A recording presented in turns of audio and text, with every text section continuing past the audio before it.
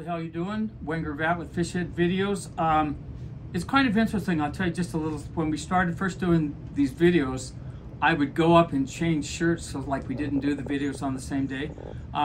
Jeopardy films 5 episodes a day, so they require contestants to bring clothes and to change so that they give the illusion that they're done different days. Well, we kind of started out that way, but shit, it seemed kind of silly. You know, I spent half the time changing clothes.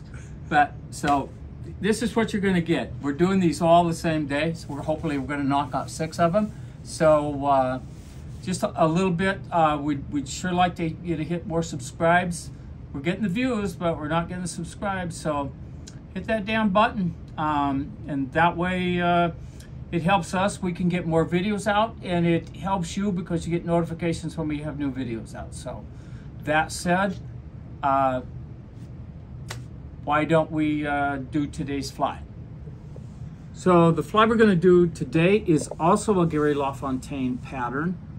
Specifically, this doesn't look a whole bunch like his. He used balsa wood and packing foam for his.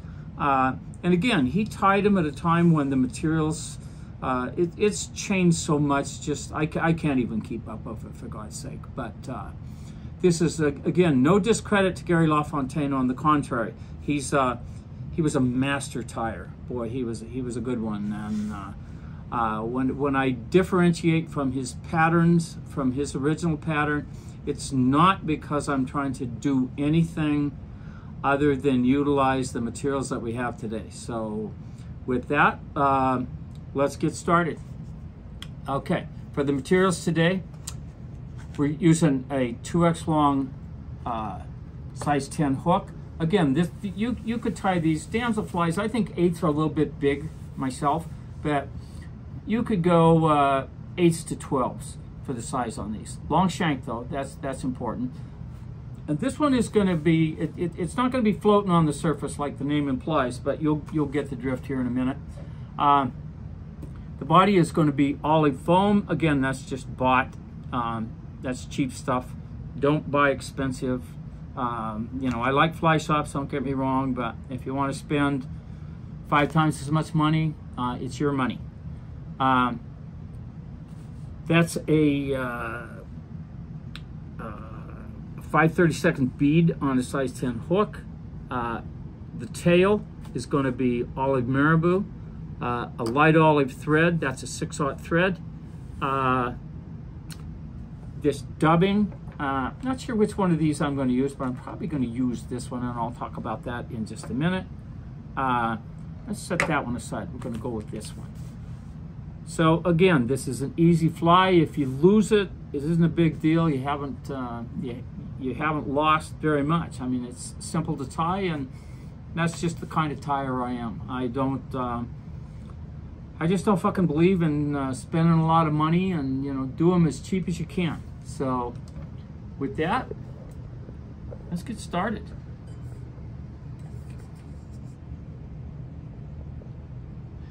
And I actually have a lot of fun. I read LaFontaine's books. I've read them cover to cover, oh, I'd say 15 times. And I'm always looking at them for ideas. Boy, he just wonderful, the things it creates in my mind. And you can do the same thing, 1, by watching our videos, and 2, by looking at books like that. But we'd rather have you watching our videos. Okay. Again, I like, when you're using foam, I like something under it other than the thread that gives it a little more bite so it doesn't twist on the hook. Okay, and this is just cheap yarn that you can buy at any hobby shop. You don't have to buy a skein of it. You can buy small cards of it. And there's a host of other things you could use here too. Just something to prevent it from spinning. This time I'm not going to wrap it though. I'm just putting it on top of the shank of the hook. And I am doing that one really tight. Definitely. Okay. Now, when people use marabou, the theory is less is better. when I first started tying flies, and one of the first flies I tied was called a marabou muddler, and the fly shop wanted 2 marabou feathers. So Christ, it had a clump on it that was unbelievable. It was hard to even get it to sink. You don't want that. You'll catch way more fish on slim flies.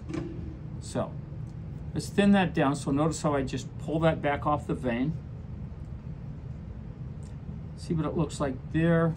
I still think that's a little bit too much. So again, I'm just gonna go up the vein a little bit, pull a few more out. Okay, just like that. Pull those all together, just like that. So damselflies don't have a really long tail. They swim with their tails, and that's kind of their propulsion source. So that's about the length that I want. So I'm just going to grab it right there. I'm going to cut that off. So notice when I set this in, though, is I'm starting it up near the bead. I'm not starting at the back. So then I get a lump back there. So that looks pretty darn good just like that. So notice I just kind of brush that back a little bit. Okay. Now, we're going to take this 2mm foam, and we're just going to flatten it out just a little bit, just with my fingernail. So hopefully I can make it to about a 1mm. And it will flatten out. It'll widen it a little bit, but that's okay. Okay. And flatten it out just like that. Okay. Again, we're just clipping those fronts of that so that I just have a little spot to tie on. Just that little diamond. Okay. So I'm going to set that right in there just like that. Lift it up so you can see right the perfect spot to start your wrap. Tie that in there tight. Okay. So now, I'm going to pull that a little bit, and that will also thin it down as well.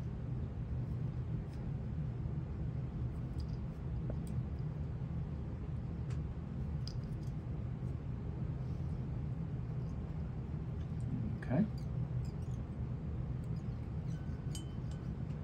So now the beauty of this is that we will use this, and it will enhance its floatability as well. We'll use that foam as the wing case as well. Okay, now for the legs, and again, and I've said this on a ton of my videos, and I don't know if anybody's doing it. If you're not doing it, you're either stubborn or stupid. These products here are absolutely fantastic. This is from Fly Tyers Dungeon. Just Google it. This package retails for $1.35 from their site. And if you bought this anywhere, you'll spend between $4 and $6. And it goes a long ways. Their products are off the charts. Okay. So that's going to be our legs. This is what ultimately that's going to be. It'll form the thorax, and then I'll show you what to do with the legs. Let's bring that back just a tiny bit right there. Slide that bead forward. Okay. All right. And again, when you dub, don't try to go too much too fast. So it'll build up too fast on you, and then it will spin. So notice when I'm dubbing it, how I'm spinning my fingers back and forth. The other thing notice too is I'm not using dubbing wax. This is a wax thread, but I've got an endless supply of spit, so I don't know why the hell I would use wax. It works fantastic. Okay, so that's about what we want right there. Okay, so we're just going to close that up. Bring that right to the top of the hook, that wing case. Okay. And damselflies definitely do not have long legs. They have very short legs, very short legs. Okay. Now, we've got the thorax in there. Let's get that right up on top. Just like that. Tie that off. Pull that a little bit. And we're going to add just another tiny amount of dubbing. right at the bead and the end of the foam. Something about just like that. Okay. Close that.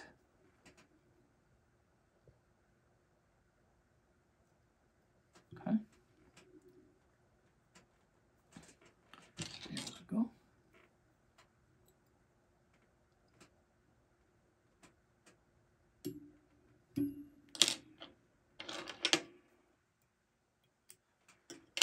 So now, we talked about those legs.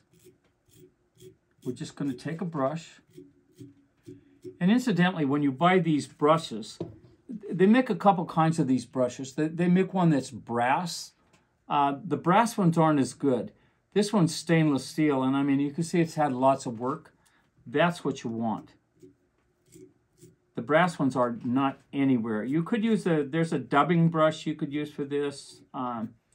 Certainly Velcro, like on a popsicle stick, will work. Okay. Bottom line is, there we go. There's the finished fly. Note the legs. This to me is a better look. I like this over the soft hackle, but if the soft hackle works good too. So if you want to use it, that's fine too. So now, as to how to fish this fly,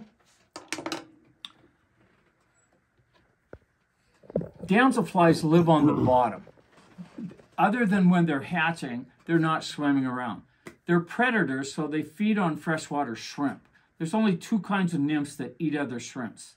Or eat other insects, excuse me. Dragonflies and damselflies. And dragonflies bite. I've been bit by dragonflies, and they bite hard. It's ugly. Don't try to catch them and handle them. They bite, and it's painful. So the idea in mind is that you don't want this in, say you're fishing in 15 feet of water, you don't want it like on an indicator at 9 feet.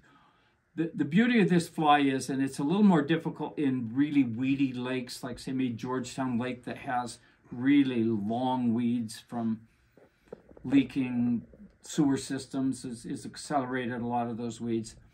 So the beauty of this fly, though, is that on a lot of lakes that don't have really long weeds, you fish this not on an indicator, but again with a split shot about